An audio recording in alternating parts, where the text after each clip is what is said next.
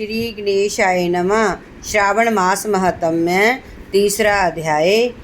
संत कुमार जी ने कहा, हे भगवान, आपने व्रत समुदाय का उद्देश्य कहा।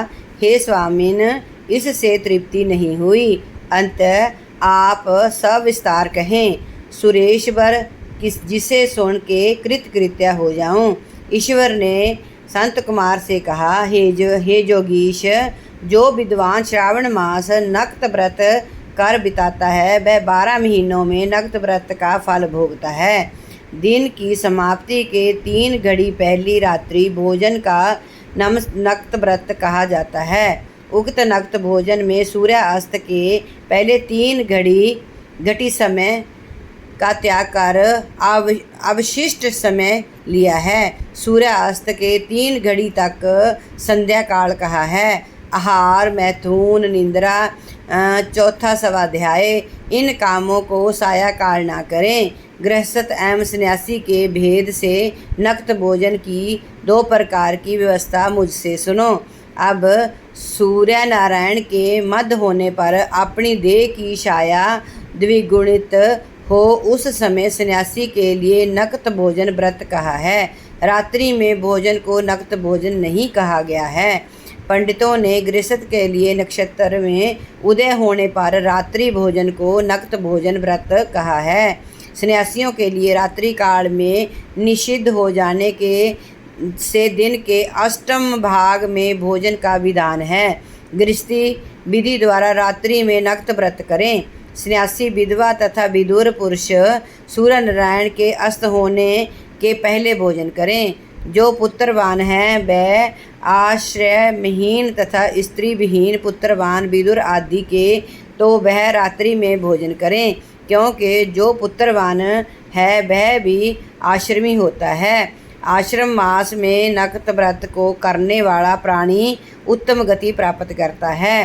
पहले श्रावण मास के आ जाने पर प्रतिपदा तिथि में प्रातःकाल संकल्प करें कि मैं श्रावण में 1 महीने तक ब्रह्मचर्य में रह प्रतिदिन सुबह स्नान करूँगा। नक्त व्रत रात्रि शयन तथा प्राणियों पर दया करूँगा। हे देव, यदि इस व्रतारंभ होने पर समाप्ति व्रत पूर्ति के पूर्व ही मर गया तो हे जगतपते, उस व्रत आपके प्रसाद से व्रत परिपूर्ण हो। जो बुद्धिमान मासारंभ में संकल्प कर नक्त व्रत करें।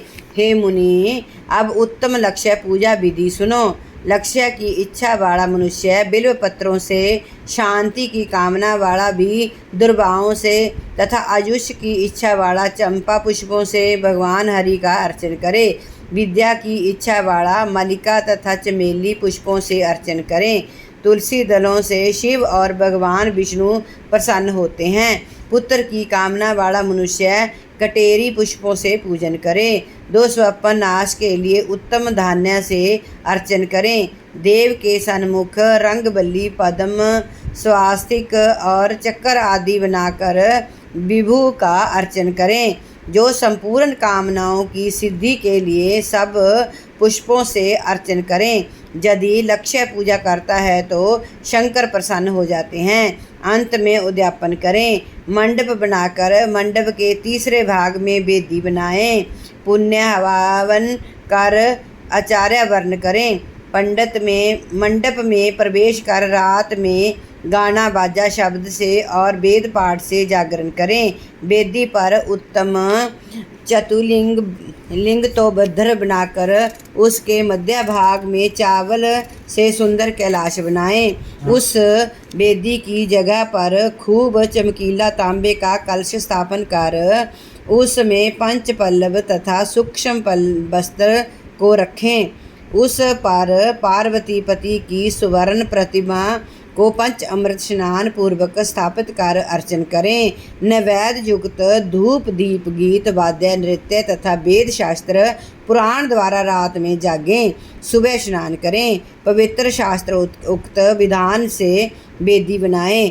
तिल, घृत्य, पाय से मूल मंत्र गायत्री शिव सहस्र नाम से हवन करें। जिस मंत्र से पूजन किया उसी मंत्र से हवन करें। शर्करा घृत युक्त चरु से हवन करें। फिर शिष्ट कृत हवन कर पूर्ण हुति करें। प्रातः वस्त्र अलंकार भूषण से आचार्य का अर्चन करें। ब्राह्मणों का पूजन कर दक्षिणा दें। जिन मंत्रों से उमापति की लक्ष्य पूजा की है उस चीज का दान करें। सोने की प्रतिमा बनाकर शंभु का अर्चन करें।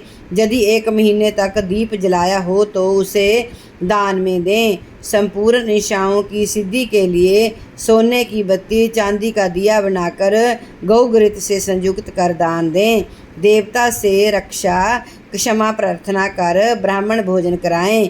हे मुने, जो मेरा अर्चन करता है मैं उस पर प्रसन्न हो जाता हूँ। यदि श्रावण मास में ये कार्य किए जाते हैं तो अनंत फल देने वाला होता है। इस महीने में जो मौन व्रत ग्रहण करता है वह श्रेष्ठ वक्ता हो जाता है। तो वह मौन व्रत दिन रात जहाँ दिन का हो जहाँ भोजन के समय का हो, मौन व्रत में घंटा तथा पुस्तक दान करें तो सब शास्त्रों की जानकारी कर लेता है। वेद और वेदांग का पारगामी हो जाता है। बुद्धि में बृहस्पति के तुल्य मौन व्रत महात्म्य से हो जाता है। मौन व्रत करने वाला जीव किसी से कलह नहीं होता क्योंकि मौन व्रत उत्तम है। ओम नमः शिवाय। ओम नमः शिवाय।